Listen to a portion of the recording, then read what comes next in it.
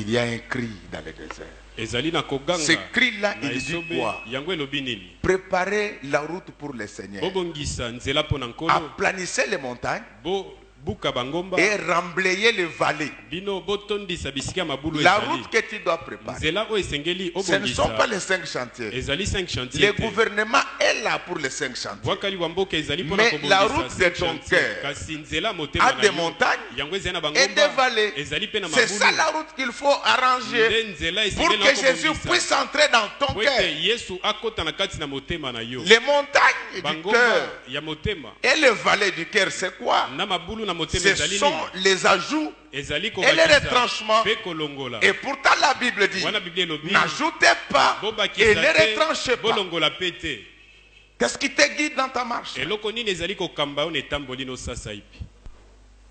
Le Seigneur regardant du haut des cieux, il savait que Jésus allait bientôt venir. Mais dans le désert, il y avait une flopée de poussière. Il fallait quelqu'un pour calmer les choses. Alléluia. Amen. Et celui qui devait calmer les gens, il ne devait sortir que de la tribu de celui qui avait l'habitude de calmer les gens. Je vous dis que Judas, lui, il était conciliateur. Dans les conflits qui opposaient Joseph à ses frères, c'est lui qui demandait aux gens de calmer les gens. Alléluia. Amen. Alors, Jean-Baptiste, pour venir dans le monde, Dieu s'est choisi un vieux couple. Le couple de Zacharie et d'Élisabeth. Je ne sais pas s'il y a des couples comme celui-ci encore. Ils ont commencé leur vie ensemble. Ils étaient jeunes. Et ici, c'est établi que c'est la femme qui était stérile. Mais Zacharie n'a pas trouvé ça comme une raison de répudier sa femme. Plus elle n'enfantait pas, plus l'amour montait dans son cœur. Et je voulais apporter une petite précision. Le mot Zacharie, en hébreu veut dire souviens-toi. Le mot Élisabeth veut dire le Dieu des serments. C'est-à-dire que ce couple, chaque fois qu'il passait, il avait un message qu'il adressait à Dieu. Il disait, Seigneur, souviens-toi de ton serment. Dieu avait fait un serment à l'époque de Moïse en disant que dans ton pays, il n'y aura pas une femme qui avorte, ni une femme stérile. Je te dis que pour toi ce matin, il y a un serment qui a été fait par Dieu. Quand vous entendez le Seigneur dire en vérité, c'est-à-dire il est en train de prêter serment. Ne t'inquiète pas, parce que les affaires n'enfantent pas. Ne t'inquiète pas parce que les projets n'enfantent pas. Alléluia. Amen. Chaque chose a son temps dans la vie d'un homme. Mais ce qui est avantageux pour toi et moi, c'est que moi et toi, nous avons passé toute notre vie dans la souffrance. Maintenant, ce qui nous attend, ce n'est plus la souffrance. Ce qui nous attend maintenant, c'est le bonheur. Parce que dans le serment de Dieu, il est dit ceci: j'ai pour vous un plan de bonheur et non celui de malheur. Et ce que j'aime dans cette affaire, c'est que c'était un couple qui craignait Dieu. Alléluia. Amen. Mais c'était un couple atypique. Les maris étaient de la classe d'Abia. Et la femme était dans la lignée d'Aaron. Je ne sais pas vraiment tel que tu es là. Ton couple, il est de quelle lignée spirituelle? Amen, amen. Amen, amen. Amen. Vous savez, quand vous craignez Dieu et que les choses ne marchent pas, vous priez, vous gênez assez, vous craignez Dieu et que les choses ne marchent pas, sache que le jour où les choses vont marcher dans ta vie, le monde en parlera. Ce couple était comme ça. Mais un jour, l'ange apparaît à Zacharie. Il dit à Zacharie que maintenant là, ta femme va concevoir. Zacharie a regardé l'état de son corps. Il a dit non. Des enfants spirituels, oui.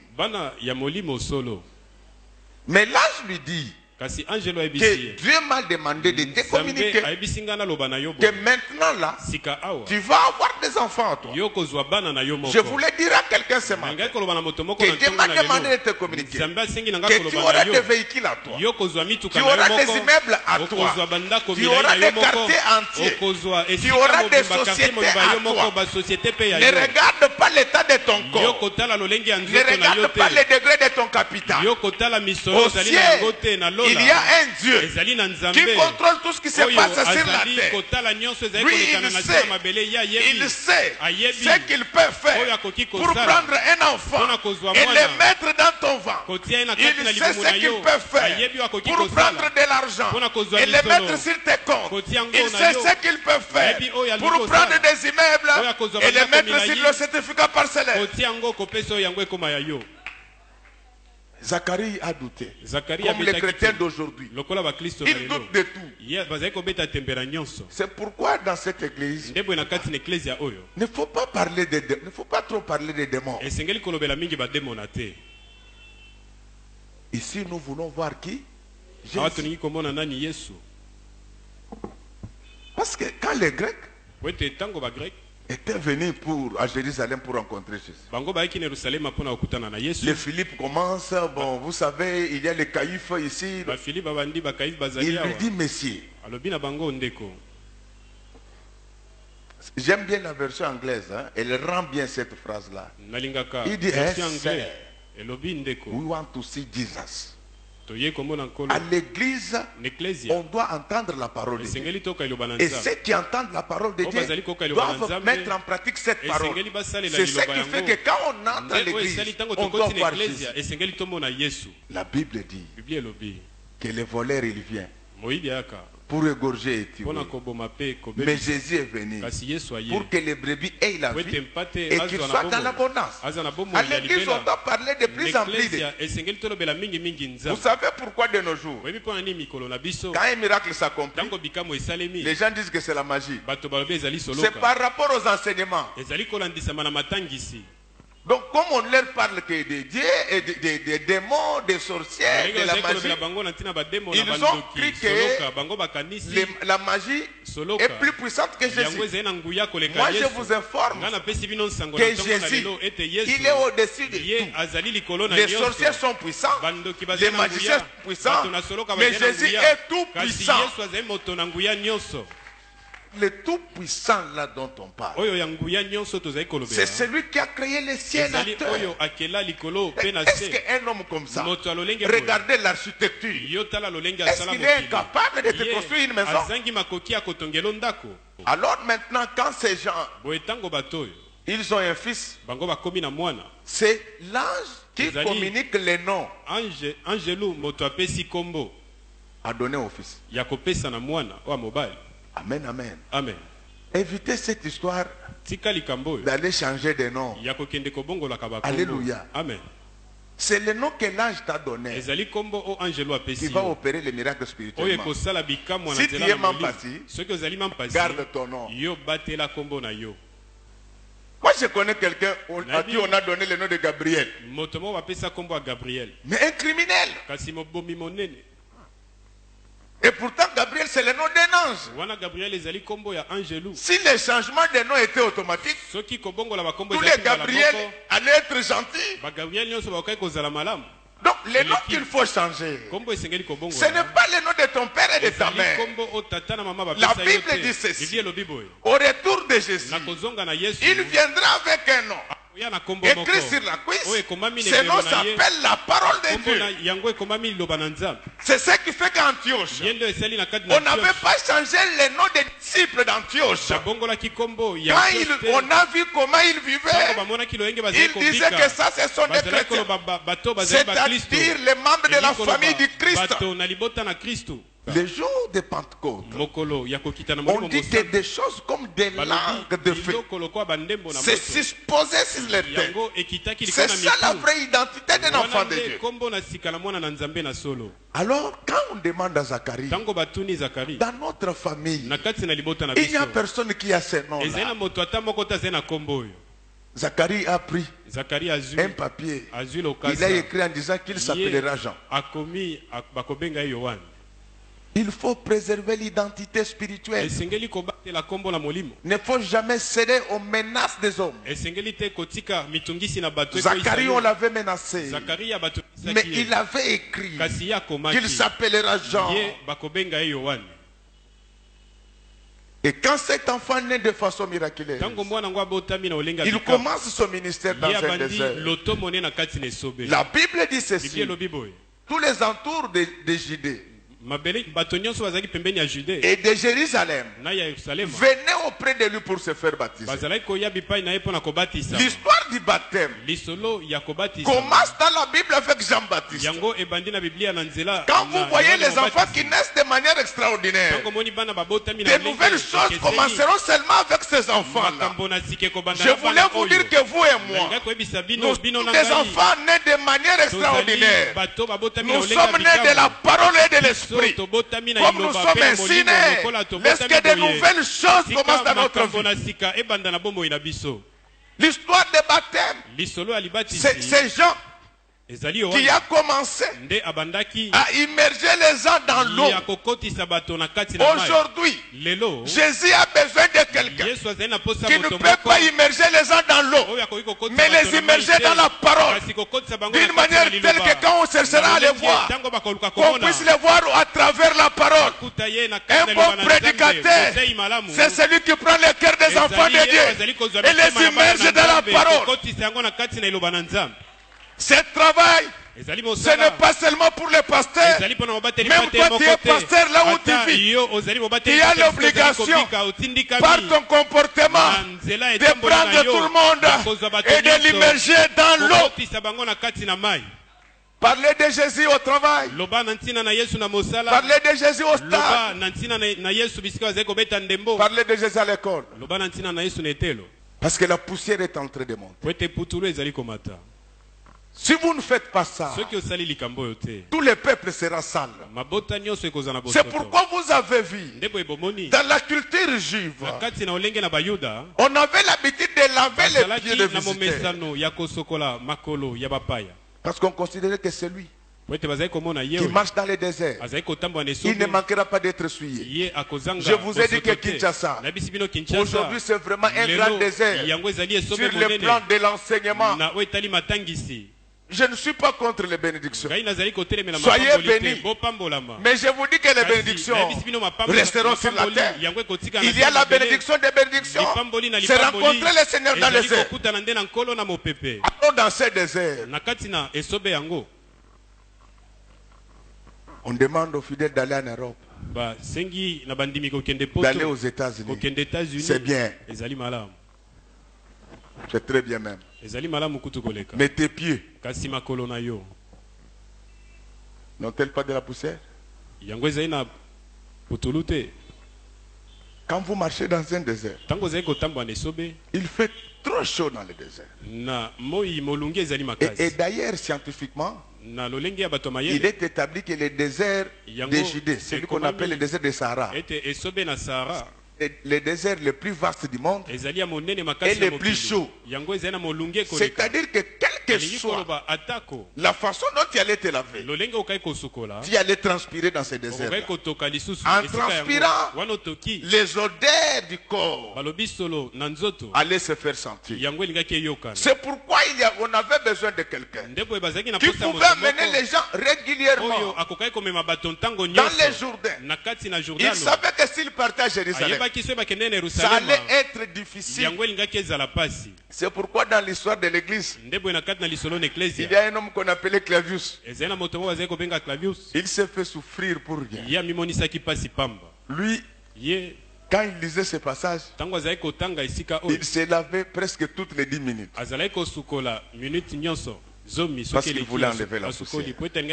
Alléluia. Alléluia. Aujourd'hui, tu n'as pas besoin de te laver toutes les 10 minutes. Mais au moins, je te conseille de te laver 3 fois par jour.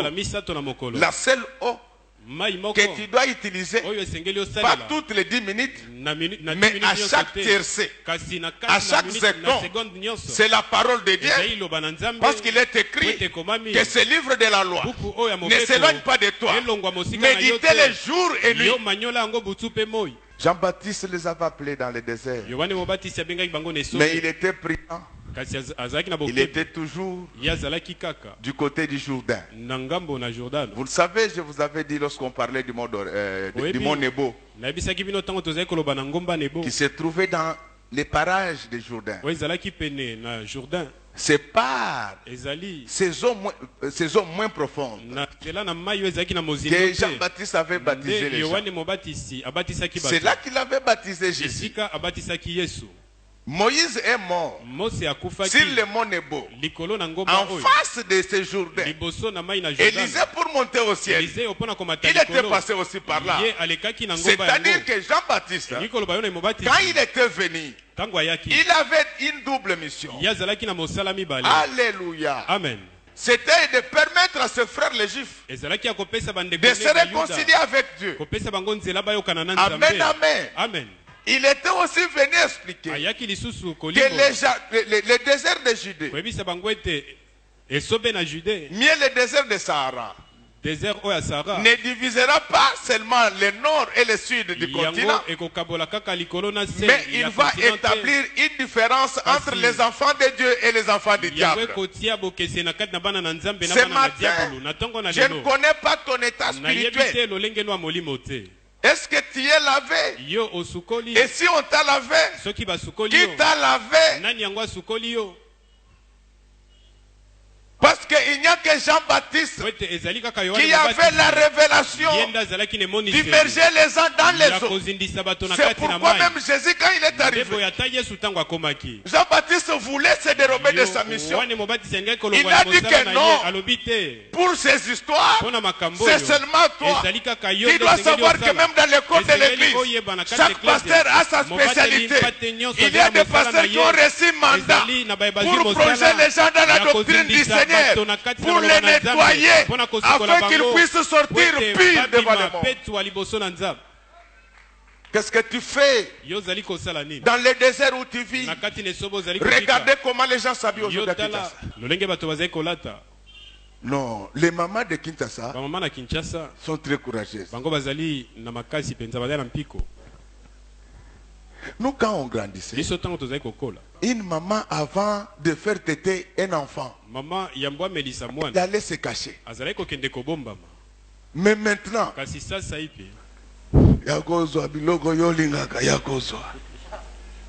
quelque part il y a un vœu. Est-ce que c'est bien que tes enfants voient ça? Mettons d'abord la parole de Dieu à côté. La Bible dit que la femme vêtue d'une manière décente, tout ça ce sont les poussières de Kinshasa. Quand vous posez des questions, ils disent que non, c'est la couturière qui a fait. Va dire à ta couturière là qu'elle reprenne tout ce qu'elle avait fait sur toi. Nous allons où? La poussière est dans les déserts. Nous avons besoin de Jean-Baptiste qui puisse ramener les gens au Jourdain. Je voulais dire ceci. Les eaux des Jourdain étaient boueuses. C'était l'image de Jésus-Christ. 100% Dieu, 100% homme. Et même les papas ici. Aujourd'hui, ils aiment tous les culottes. Vous les trouvez dans son salon. Il a fait comme ça. Et puis toi, tu as des beaux fils. Et regarde la culotte, c'est une culotte patte d'éléphant. Comme ça. Quand il fait comme ça, l'adjoint veut se présenter. Donc, à cause de la poussière, l'église est polluée. On ne parle que des biens de la terre. Recevez les biens de la terre. Mais recevez la parole de Dieu. Il a porté cette culotte-là avec un body. Mais l'adjoint, c'est le sous-vêtement. Si vous ne comprenez pas, l'adjoint de culotte, c'est le sous-vêtement. Il sort par la tête, il sort par les pieds. Et les enfants sont en train de regarder papa. Et il dit que quand il était en Belgique, Léopold II. La Bible dit que les enfants ne doivent pas voir le corps de leurs parents. Vous maudissez les enfants.